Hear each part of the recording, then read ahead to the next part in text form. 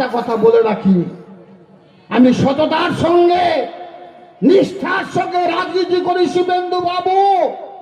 আমি তোমাদের মতো কারো পা চাটি না, আমি বাবা পাল্টাই না।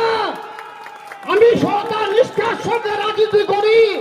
আমার বাবা মা যে সম্পত্তিটুকু দিয়ে গেছে, যে প্রপার্টিটুকু আমাকে দিয়ে গেছে আগামী দিনে চলার জন্য, সেটাই আমার পক্ষে যথেষ্ট। আমি কয়লা, বালি, গরু থেকে শুরু করে কোন দুর্নীতিমূলক কাজের সঙ্গে না তখন যুক্ত ছিলাম, না আগামী দিনও থাকবো। তাই কাজল শেখকে ইডি সিবিআই এর ভয় দেখিও না, লাভ হবে না। আবার বলছি, উপরওয়ালা ছাড়া কাউকে কোনদিন ভয় করিনি, কারো কাছে মাথা মতো করিনি, আর করবো না।